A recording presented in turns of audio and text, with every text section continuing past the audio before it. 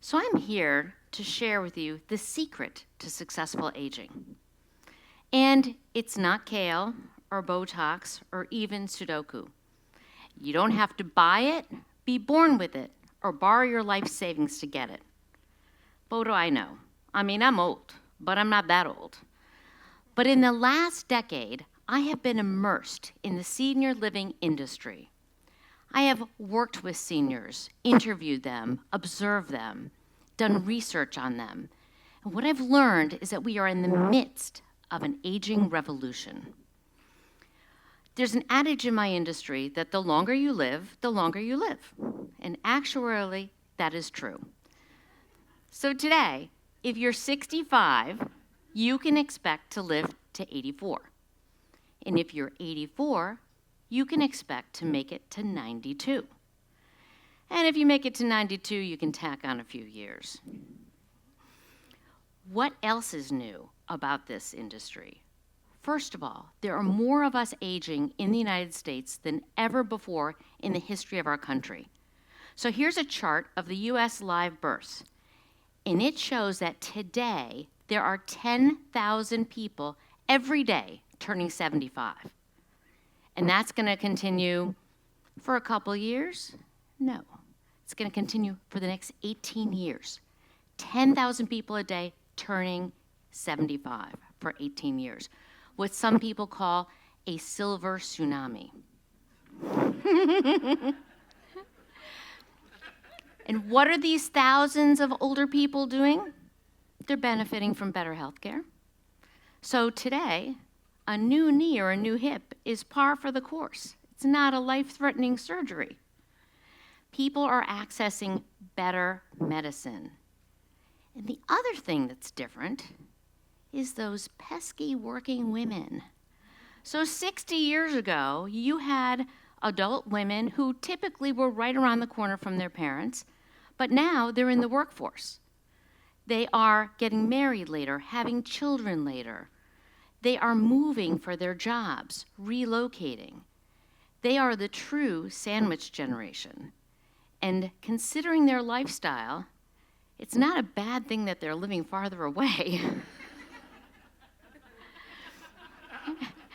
And what's the biggest change in this revolution? It's the senior citizens, the 70-year-olds. I'll share with you some 70-year-olds I know. Paul McCartney, Aretha Franklin, Mick Jagger, 70-year-old and still rocking stadiums. As TEDx says, living life on their own terms. But even if your 70-year-old is not rocking stadiums, they're not rocking chairs. They are traveling more, exercising more, dining out. This generation wants and expects more from the last third of their life than any other generation. So I have a question. Why don't we all approach aging with this kind of enthusiasm? Why do birthday cards starting at age 40 turn doom and gloom? Don't we know it's better than the alternative? I think it's easy to blame the reason for this on society's obsession with youth. But I think it comes down to two things. One is fear of aging and death. As one of my favorite writers, Atul Gawande, says, we blind ourselves to the opportunity to change aging for the better. The second reason we don't look forward is that there's no roadmap for this. Nobody expected to live this long and be this vital. Now, I'm no Pollyanna. I know the change that aging brings can be difficult. You have aches and pains in places you didn't even know you had. Being older is seen and experienced by many as an advent of loss of physical vitality, friends, energy, and sometimes a loss of a sense of purpose. So what do we do about this? We stick our heads in the sand. Otherwise, smart people who have saved to buy a house, educate their children, take a vacation, deny the fact of aging and the changes ahead. They don't think about it. Just take a look at the way we live. Today in the US, 50% of people over 85 live alone. They've mostly stopped driving at night. They don't socialize anymore. And remember those adult children? They're far flung, and maybe that's a good thing. People insist that living alone means independence, even as the New York Times declares there is an epidemic of loneliness among older adults. And why does loneliness matter? In addition to the reason you would expect, researchers at MIT and the University of Chicago last year came out with a research study that connects scientific evidence to loneliness and a loss of physical and cognitive decline. Even Forbes magazine recognizes loneliness as a bigger health risk than obesity or smoking. And why are we lonely?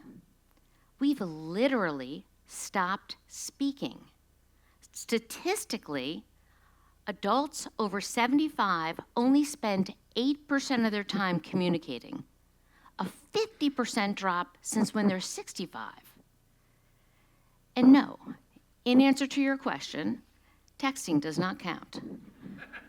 Just because God gave you opposable thumbs does not mean it's a replacement for real conversation.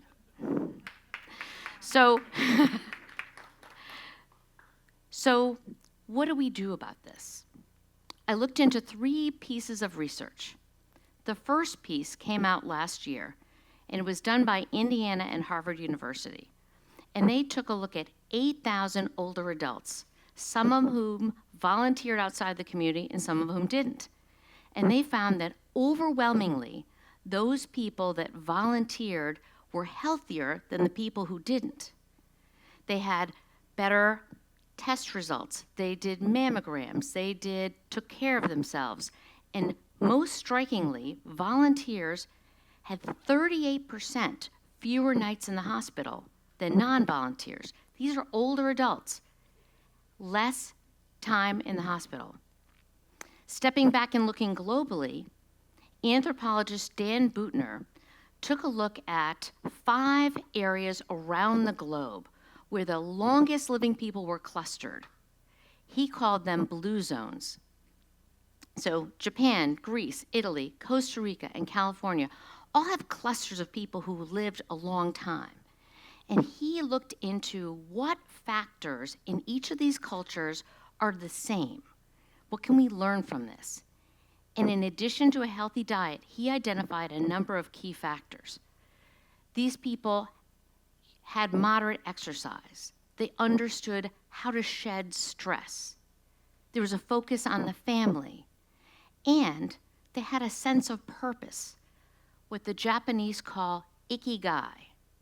I love this concept of ikigai, which is loosely translated as a reason to get up in the morning. And I looked a little closer at this. Now, the concept has been around for thousands of years, and it derives from 2 Japanese terms, ikuru, meaning life, and kai, meaning what one hopes for. And what I love about this idea is it doesn't talk about our current state of happiness, but rather our ability to look forward. Now, when you're younger and you're raising your family and you're working in your career, your purpose is clear.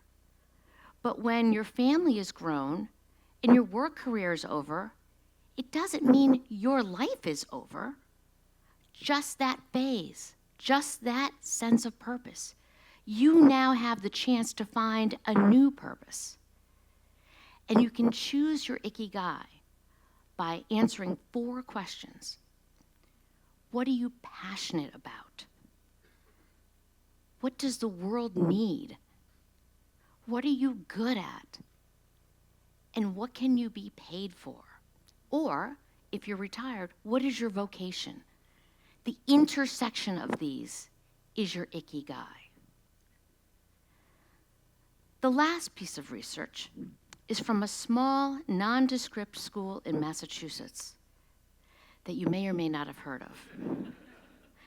They did a 75-year study of a lifespan of a cohort of graduates.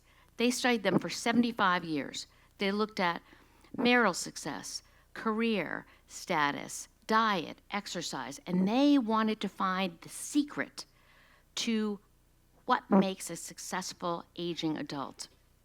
And what they came out with, shockingly for this institution, they boiled the whole study down to one sentence.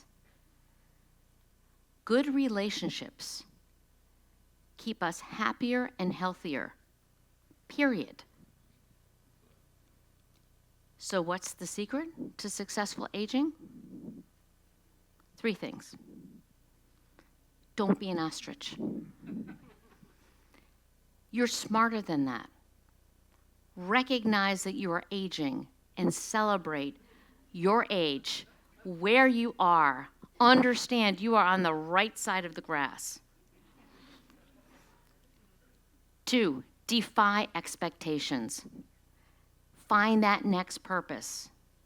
Find the reason to get up in the morning, whether it's like Claire, doing skydiving for your 80th birthday, or coming up with a community garden, a book group. Find out what that purpose is.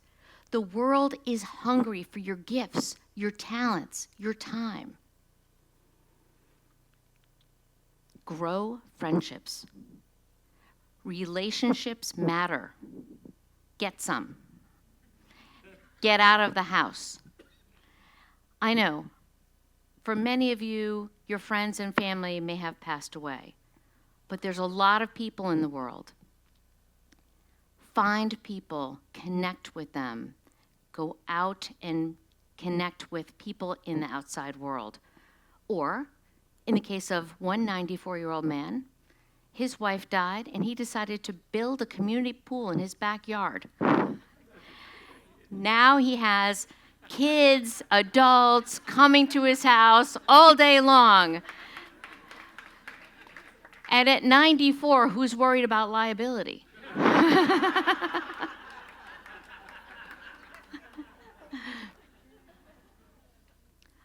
Look forward. It's that simple.